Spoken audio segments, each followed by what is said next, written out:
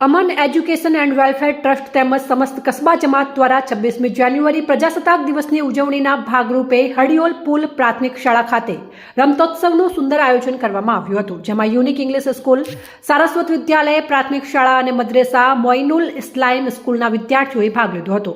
આ રમતોત્સવમાં ધોરણ 5 થી 7ના બધા બાળકોએ વિવિધ સ્પર્ધાઓમાં ઉત્સાહભેર ભાગ લીધો હતો અને વિદ્યાર્થીઓની રસ અને રુચિને ધ્યાનમાં રાખીને સ્પર્ધાઓનું આયોજન કરવામાં આવ્યું હતું। આ રમતોત્સવમાં સંગીત ખુરશી, લીંબુ ચમચી, કોથળા દોડ, ડબ્બા ફોડ, 1 મિનિટ બિસ્કિટ સ્પર્ધા, 1 મિનિટમાં ફુગ્ગા ફૂલાવવા જેવા રોચક અને રસપ્રદ રમતોનું આયોજન કરવામાં આવ્યું હતું અને દરેક રમતમાં બાળકોએ આનંદ તેમજ ઉત્સાહપૂર્વક ભાગ લીધો હતો।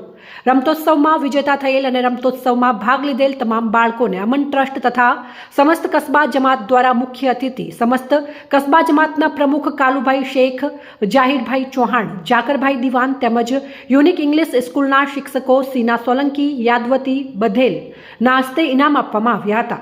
અમન ટ્રસ્ટના તમામ સદસ્યોએ ખૂબ જ જહેમત ઉઠાવીને પ્રોગ્રામને સફળ બનાવ્યો હતો।